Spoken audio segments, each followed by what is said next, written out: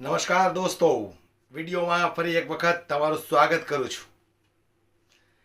જે રીતે રૂપાલા સાહેબનો વિરોધ અત્યારે ચાલી રહ્યો છે, ત્યારે ખૂબ મોટી સંખ્યામાં ક્ષત્રિય સમાજનું આજે સંમેલન થવા જઈ રહ્યું છે. ત્યારે ભારતીય જનતા પાર્ટી આટલી બધી કેમ ડરી ગઈ છે એ નથી સમજાતું. સુખદેવસિંહ ગોગામેડીના પત્ની રાજવીર શેખાવત જેવા મહાનાયકોને ભારતીય જનતા પાર્ટીના ઈશારે નજરકેદ કરી દેવામાં આવ્યા છે. તમે વિચાર કરો, એ સંમેલનની અંદર એ લોકો ન પહોંચી શકે એટલા માટે એમને નજરકેદ કરી દેવામાં આવ્યા છે. એના ઉપરથી સ્પષ્ટ એવું લાગે કે ભારતીય જનતા પાર્ટીને પણ ડર લાગે છે.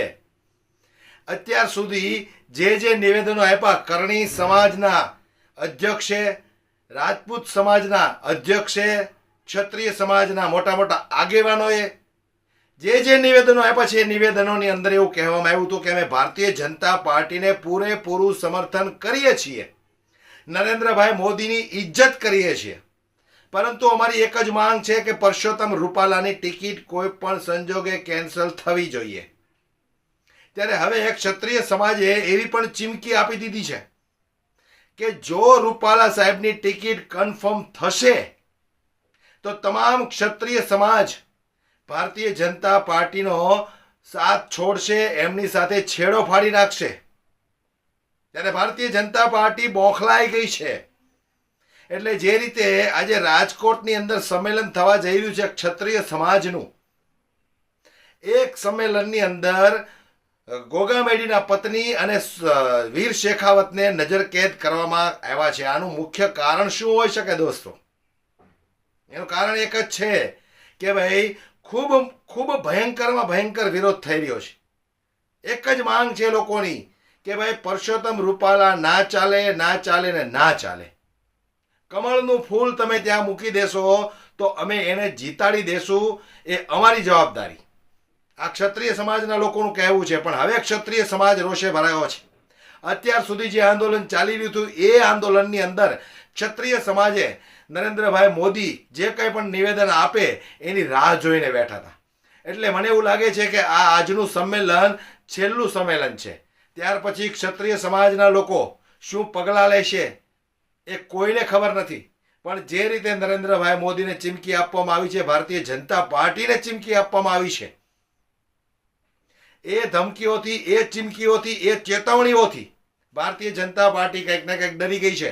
એટલે ક્ષત્રિય સમાજના મોટા મોટા આગેવાનોને નજરકેદ કરવામાં આવ્યા છે. સંમેલનની અંદર કોઈ પણ સંજોગે પહોંચવા દેવામાં નહીં આવે એટલા માટે એ લોકોને નજરકેદ કરવામાં આવ્યા છે.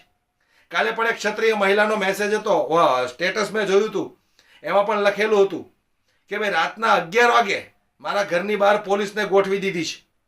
વિચાર કરો તમે, કેટલો ડર છે ભારતીય જનતા પાર્ટીને. ડર તો હોય જ ને ભાઈ. આ ક્ષત્રિય સમાજ છે, જે કે એ કરી બતાવે, આ એ સમાજ છે. દેશની ઉન્નતિ માટે રજવાડાઓ જેણે દાન આપી દીધા હોય એવા ક્ષત્રિય સમાજની બહેન દીકરીઓ પર તમે અભદ્ર ટિપ્પણી કરો અને એમની જે એક જ માંગ હોય કે પરસોત્તમ રૂપાલાની ટિકિટ કેન્સલ થવી જોઈએ, અને છતાંય ભારતીય જનતા પાર્ટીના પેટનું પાણી ન હલે, એના પરથી સ્પષ્ટ એવું લાગે કે ભાઈ ભારતીય જનતા પાર્ટીને કોઈ પણ સમાજની જરૂર નથી. કોઈ પણ સમાજની જરૂર નથી ભારતીય જનતા પાર્ટીના નેતાઓને. ત્યારે તો આવી રીતે આ આટલા દિવસ સુધી આંદોલન ચાલતું હોય ને.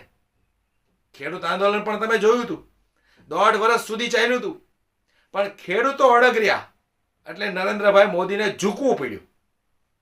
ત્યારે અહીંયા ક્ષત્રિય સમાજ પરસોત્તમ રૂપાલાની ટિકિટ કેન્સલ કરાવવા માટે જે રીતે લડી રહ્યા છે, કંઈક ને કંઈક એવું લાગે છે કે પરસોત્તમ રૂપાલાની ટિકિટ તમે જે માંગ કરો છો કે કેન્સલ થવી જોઈએ, તો એ માંગને લઈને નરેન્દ્રભાઈ મોદી કદાચ એવું વિચારતા હશે કે ભાઈ અત્યારે હાલ ટાર્ગેટ પરસોત્તમ રૂપાલા છે, મને કોઈ ખતરો નથી, મારી સીટને કોઈ ખતરો નથી.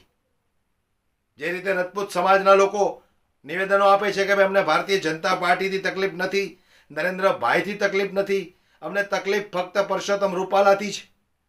એટલે નરેન્દ્રભાઈ મોદીની અડધી ચિંતા તો એમ જ દૂર થઈ ગઈ એવું લાગી રહ્યું છે મને તો, કે ભાઈ મારો ક્યાં વિરોધ થાય છે. આવી રીતે નેતાઓનો વિરોધ થતો રહેવાનો છે, તો એમાં કંઈ આપણે બહુ ધ્યાન દેવાની જરૂર નથી.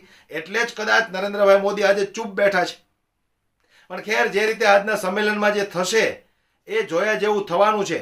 કારણ કે આવનારા દિવસોમાં જો પરસોત્તમ રૂપાલા પોતાનું ઉમેદવારીનું ફોર્મ ભરશે તો જે રીતે રાજપૂત સમાજના આગેવાનોએ જે ચેતવણીઓ આપી છે એમનો સામનો કરવા માટે ભારતીય જનતા પાર્ટીને પણ તૈયાર રહેવું પડશે. 22 કરોડ જેટલા વોટરો છે ક્ષત્રિય સમાજના.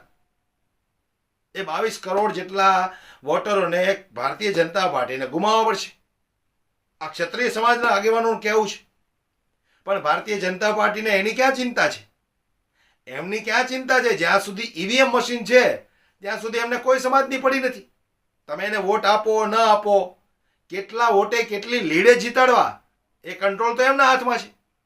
પણ ખેર, જોઈએ આજની સભામાં શું થવાનું છે. વિડીયો વધુમાં વધુ શેર કરી દેજો, દરેક લોકો સુધી પહોંચે અને દરેક લોકોને ખ્યાલ આવે કે ભારતીય જનતા પાર્ટીને પણ ડર લાગે છે.